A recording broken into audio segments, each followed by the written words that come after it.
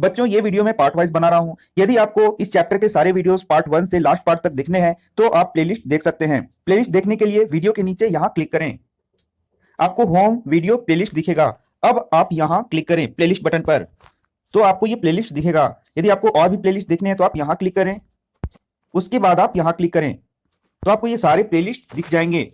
यहां पर बहुत सारे सब्जेक्ट के चैप्टर वाइज प्लेलिस्ट हैं। अब आपको जो चैप्टर पढ़ना है वहां क्लिक करें तो आपको पूरा वीडियो मिल जाएगा। जैसे कि यहां आप देख सकते हैं, आपको यहां पूरा वीडियो मौजूद है और आप इसे पढ़ सकते हैं। यह वीडियो विज्ञान क्लास 10 अध्याय 2 अम्ल क्षारक एवं लवण का पार्ट 2 है। तो पार्ट 1 को आप जरूर देखिए। तो अब हम लोग शुरू करने वाले हैं अम्ल एवं क्षारक के रासायनिक गुणधर्म। और बहुत सारे ऐसे प्रश्न हैं जो कि इसी से आपको पूछे जाते हैं और इसमें सिंपली आपको क्या करना है, ये सारी चीजें आपको याद करनी है। जैसे कि सबसे पहला हम लोग देख रहे हैं अम्ल तथा क्षारक धातु से किस प्रकार अभिक्रिया करते हैं। तो धातु क्या होता है, अधातु क्या होता है, ये मैंने चैप्टर 3 में बहुत अच्छे से समझाया है, तो आप वहां जाकर उसे पढ़ लेते हैं। जैसे कि धातु का मतलब क्या हो गया, जैसे कि आयरन क्या हो गया, धातु हो गया। ठीक इसी प्रकार से आपका Zn क्या हो गया, धातु हो गया। कॉपर क्या हो गया, धातु हो गया। और कार्बन यदि हम लोग लें तो कार्बन क्या है, अधातु है। ऑक्सीजन, नाइट्रोजन, सल्फर, ये सब क्या है, अधातु हैं। तो ये मैंने बहुत अच्छे से पढ़ाया भी है, आप वहां देख सकते हैं। तो यदि अम्ल को धातु से अभिक्रिया कराया जाए तो क्या होता है, तो उसके लिए एक प्रयोग यहां पर दिखाया गया है। जैसे कि यहां पर आप देख सकते हैं जिंक ग्रैनुअल्स हैं, इनको ये क्या है, ये है धातु और इनका भी क्रिया किससे कराया जा रहा है, H2SO4 यानी कि अम्ल से कराया जा रहा है। मैंने पहले बताया है कि H2SO4 अम्ल है जिसको हम लोग सल्फ्यूरिक अम्ल के नाम से जानते हैं। तो ये क्या हो गया, सल्फ्यूरिक अम्ल हो गया। तो जब धातु का अभिक्रिया सल्फ्यूरिक अम्ल से कराया जाएगा तो आप देख सकते हैं यहां पर H2 गैस निकल रहा है। और जब मोमबत्ती को यहां पर हम लोग लाते हैं तो ये फट फट आवाज करके यहां पर ये उस प्रकार का आवाज करता है जो कि बता रहा है कि यहां पर कौन सा गैस है, H2 गैस है। तो इस प्रकार से आप देख सकते हैं कि जब अम्ल धातु से अभिक्रिया करता है तो यहां पर लवण बनता है और हाइड्रोजन गैस बनता है। तो लवण का मतलब हो गया, जैसे कि मान लीजिए यहां पर H2SO4 है प्लस हो गया Zn, तो ये क्या हो गया, ZnSO4 प्लस H2, तो ये क्या हो गया, एक लवण बन गया।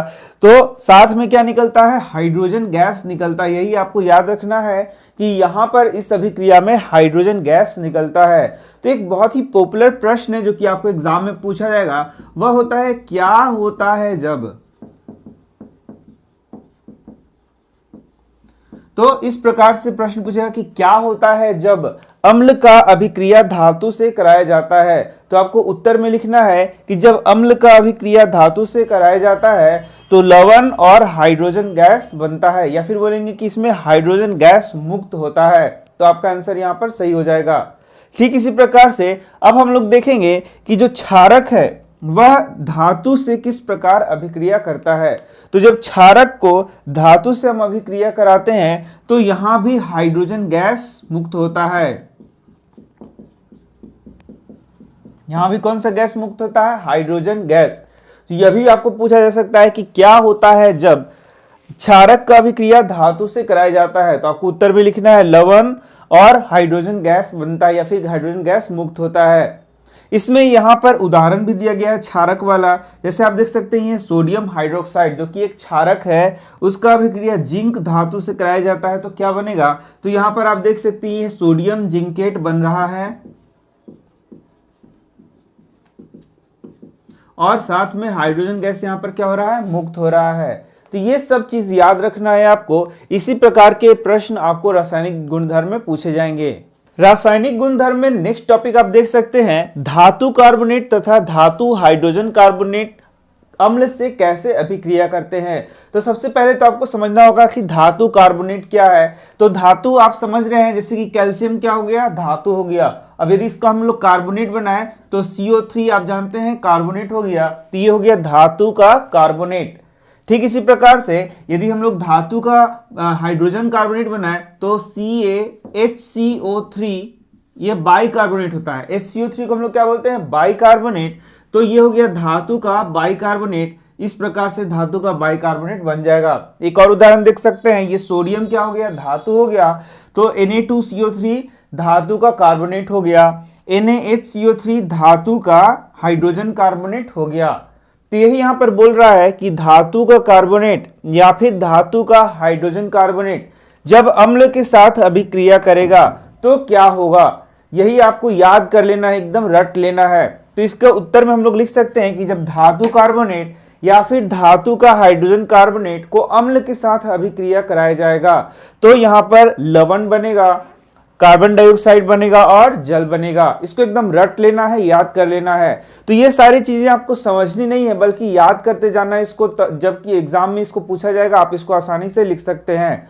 तो उदाहरण में आप देख सकते हैं कि Na2CO3 ये क्या है, धातु कार्बोनेट है। इसका जब हम लोग अभिक्रिया HCl नामक अम्ल से कराते हैं तो यहाँ पर आप देख सकते हैं एक साल्ट बना, मतलब लवण बना, और यहाँ जल बना और यहाँ कार्बन डाइऑक्साइड बन रहा है। तो इस प्रकार से धातु का जो धातु कार्बोनेट है उसका अभिक्रिया किससे कराया, हम लोगों ने अम्ल से कराया। अब दूसरा आप देख सकते हैं कि धातु के हाइड्रोजन कार्बोनेट का जब अभिक्रिया हम लोग अम्ल से कराएंगे तो यहां भी क्या बनेगा, सबसे पहले लवण बनेगा, कार्बन डाइऑक्साइड बनेगा और क्या बनेगा, जल। तो आप देख सकते हैं लवण बना है, कार्बन डाइऑक्साइड बना और क्या बना है, जल। अब इससे हटकर एक और चीज आपको पढ़ना है, वह यह है कि यह है आपका कैल्शियम हाइड्रोक्साइड। तो यहां से जो CO2 मुक्त हो रहा है उसको यदि हम लोग कैल्शियम हाइड्रोक्साइड में प्रवाहित करें तो क्या होगा। तो यहां पर यह भी बात आपको NCERT में पढ़ाया गया है। यहाँ जो CO2 है उसको यहाँ प्रवाहित करेंगे तो आप देख सकते हैं कैल्शियम कार्बोनेट का श्वेत अवक्षेप प्राप्त होता है और साथ में यहाँ पर H2O भी बनता है। अब यहाँ पर जो CO2 है वह ज्यादा नहीं है, यदि इसको बहुत ज्यादा अमाउंट में प्रवाहित किया जाएगा तो आप देखेंगे कि यहाँ पर कैल्शियम हाइड्रोजन कार्बोनेट का श्वेत मतलब वो उसमें घुल जाएगा और ये जल में विलय एक आपको व्हाइट कलर का दूधिया रंग का यहाँ पर कैल्शियम हाइड्रोजन कार्बोनेट बनेगा। फिर से समझ लीजिए, कैल्शियम हाइड्रोक्साइड में यदि CO2 यहाँ जो निकल रहा है उसको प्रवाहित करेंगे तो कैल्शियम कार्बोनेट का श्वेत अवक्षेप मिलता है और उसमें और CO2 डाला जाए तो यहाँ पर कैल्शियम हाइड्रोजन कार्बोनेट का दूधिया रंग वहां पर आपको प्राप्त होता है। तो ये भी पॉइंट आपको याद रखना है, एग्जाम में कुछ भी कहीं से भी पूछा जा सकता है। अब यहाँ 2-3 पॉइंट और बताया गया है, जैसे कि चूना पत्थर जिसको हम लोग लाइमस्टोन कहते हैं, खड़िया जिसको हम लोग चौक कहते हैं जो कि आप यूज करते हैं, और संगमरमर मार्बल ये भी आपने देखा होगा। तो ये तीनों कैल्शियम कार्बोनेट के ही अलग अलग रूप हैं। तो ये भी आपको याद कर लेना है कि कैल्शियम कार्बोनेट के ही अलग अलग रूप हैं, लाइमस्टोन हो गया, चौक हो गया और मार्बल हो गया। तो ये सारे पॉइंट्स आप याद रखिए।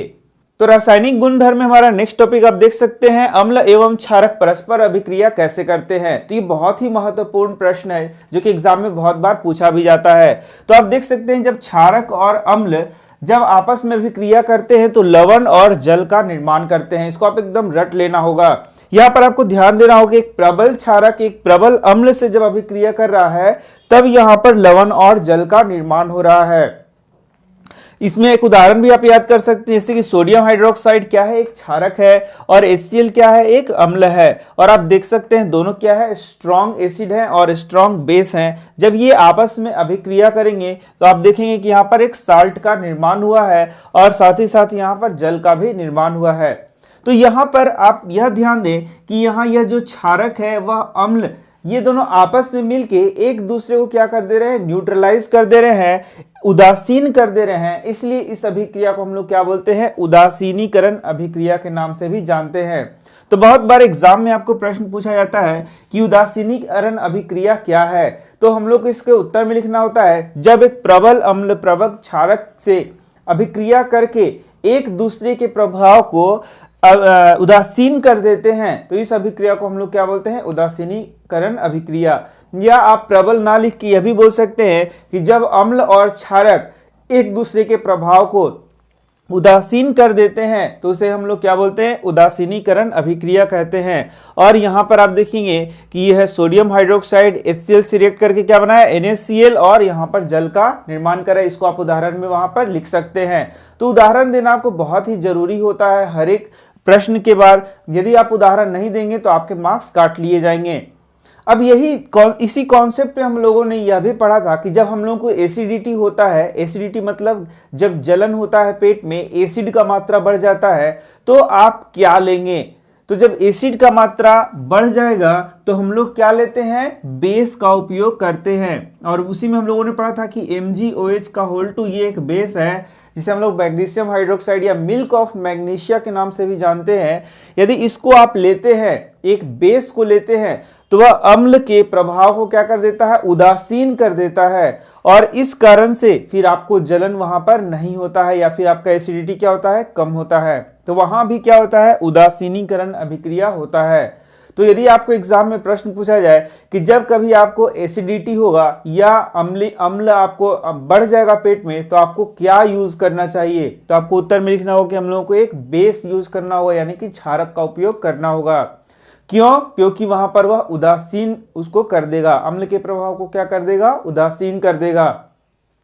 इसके बाद नेक्स्ट आपको यह पढ़ना है कि अम्ल का जब धात्विक ऑक्साइड से अभिक्रिया कराएंगे तो क्या होगा? तो अम्ल आप जानते हैं, उदाहरण HCl हो गया, H2SO4 हो गया, ये सब क्या है? अम्ल के उदाहरण है। लेकिन धात्विक ऑक्साइड क्या हो गया? तो जो धातु का ऑक्साइड है उसको हम लोग क्या बोलते हैं? धात्विक ऑक्साइड। जैसे मान लीजिए कैल्शियम हो गया, इसका ऑक्साइड से ऑक्सीजन से रिएक्ट कराएंगे तो हो गया धातु का ऑक्साइड, इसे ही हम लोग बोलते हैं धात्विक ऑक्साइड। जैसे कि मान लीजिए कि ZN हो गया, ZNO हो गया, इसे भी हम लोग क्या बोलेंगे? धातु का ऑक्साइड। तो ये नेक्स्ट चीज है जो कि आपको याद करके रखना है कि क्या होता है जब धातु के ऑक्साइड का अभिक्रिया अम्ल से कराते हैं। तो इसके उत्तर में आपको लिखना है, यही चीज लिखना है कि यहाँ लवण और जल का निर्माण होता है। तो थोड़ा इस अभिक्रिया को देखिए और इस अभिक्रिया को देखिए। यहाँ जल बन रहा है, लवण बन रहा है, अम्ल है ही, यहाँ क्षारक की जगह बस क्या है? धातु ऑक्साइड है। बस इतना सा आपको चेंज करना है। और यही कारण है कि जो धातु ऑक्साइड है वह किसकी जगह है? क्षारक की जगह है। इसलिए हम लोग बोलते हैं कि ये क्षारकीय होता है। जो धातु का ऑक्साइड है वह कैसा होता है? क्षारकीय होता है। ये आपको याद रखना है। यह भी कई बार पूछा जाता है कि जो धातु का ऑक्साइड है वह अम्लीय होता है या क्षारकीय होता है। तो आपको उत्तर में क्या देना है कि वह क्षारकीय होता है। नेक्स्ट टॉपिक आप देख सकते हैं, क्षारक के साथ अधात्विक ऑक्साइड की अभिक्रिया। अब अधात्विक ऑक्साइड क्या हो गया? क्षारक तो आप जानते हैं, जैसे कि NaOH क्या हो गया? क्षारक हो गया। CaOH का होल 2 क्या हो गया? क्षारक हो गया। लेकिन अधात्विक ऑक्साइड क्या हो गया?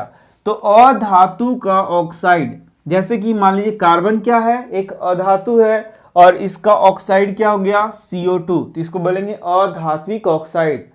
तो क्या होता है जब ये क्षारक का अभिक्रिया अधात्विक ऑक्साइड से होता है? इसका उत्तर में भी यही लिखना है कि लवण प्लस जल का निर्माण होता है। तो यहां पर देखेंगे आप, यहां लवण और जल बन रहा है, यहां भी क्या बन रहा है? लवण और जल। यहां क्या है? क्षारक, यहां भी क्या है? क्षारक। लेकिन यहां अम्ल की जगह पर क्या है? अधात्विक ऑक्साइड। इसलिए हम लोग बोलते हैं कि जो अधात्विक ऑक्साइड है वह कैसा होता है? अम्लीय होता है। देखिए अम्ल के जगह हम लोगों ने क्या रख दिया है? अधात्विक ऑक्साइड। और ठीक उसी प्रकार से यहाँ अभिक्रिया हो रहा है, इसलिए हम लोग क्या बोलते हैं कि जो अधात्विक ऑक्साइड है वो कैसे होते हैं? अम्लीय होते हैं। यह भी आपको एग्जाम में पूछा जाएगा कि अधात्विक ऑक्साइड कैसे होते हैं। तो आपको उत्तर में क्या लिखना है कि जो अधात्विक ऑक्साइड है वह अम्लीय होते हैं। तो इस प्रकार से ये जो पार्ट था इसमें मैंने आपको रासायनिक गुणधर्म पढ़ाया। तो मैं छोटे छोटे वीडियोस बना रहा हूं ताकि आपको कोई दिक्कत ना हो। तो मैं मिल रहा हूं आपसे नेक्स्ट वीडियो में। धन्यवाद।